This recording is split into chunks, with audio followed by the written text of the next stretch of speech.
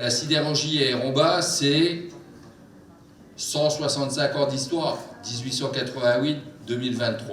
C'est la fin et j'ai souhaité aujourd'hui qu'il y ait une exposition pour marquer symboliquement cette fin de la sidérurgie à Romba.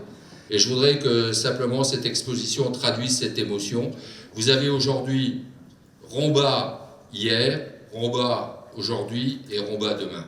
Pour célébrer la fin de cette période sidérurgique à Romba, une exposition de 40 photos est installée en ce moment à l'espace culturel. Intitulée « L'usine d'agglomération hier, aujourd'hui et demain », elle retrace l'histoire, la transformation et le devenir de cette usine qui a fait partie du paysage rombasien pendant 70 ans. Grâce aux photos de Jean-Louis Pirogno, aux documents d'archives et aux textes de Jean-Jacques Sittek, les visiteurs venus nombreux au vernissage ont pu se replonger dans l'histoire et découvrir ou redécouvrir l'évolution de l'usine d'agglomération au fil des années. Une histoire sur laquelle est revenu Jean-Jacques Sittek, historien et écrivain. Pour continuer cette rentabilité maximale et affiner la technologie, eh bien Jacques Laurent va faire construire en 1950 un concasseur qui a été démoli il y a quelques années. Il était du côté des voies de chemin de fer privées, puisque le groupe, les mines du groupe ramenaient le minerai jusqu'à ce concasseur.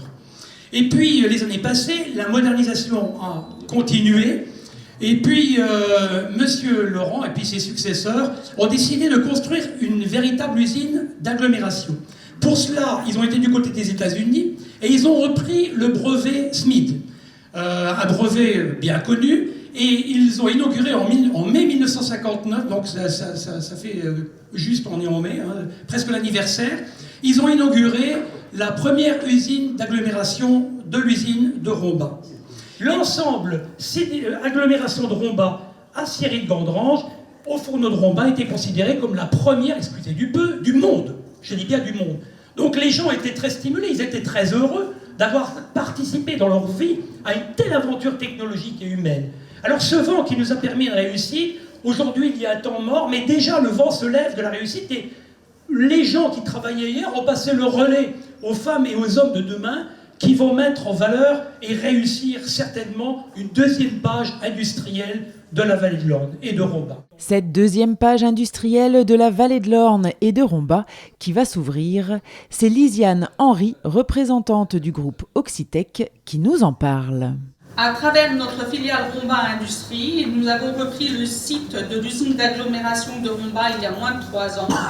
Il s'agit pour nous d'un investissement majeur.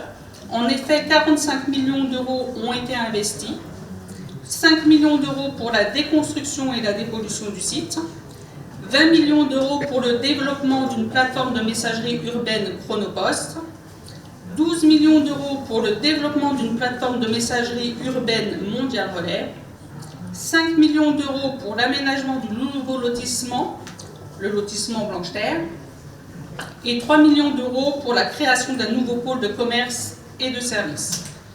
En tout, 300 emplois seront créés sur le site dès cette année.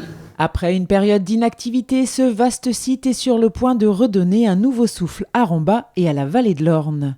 Alors, si vous souhaitez découvrir l'usine d'agglomération hier, aujourd'hui et demain, n'hésitez pas à venir à l'espace culturel. L'exposition est visible jusqu'au 16 juin.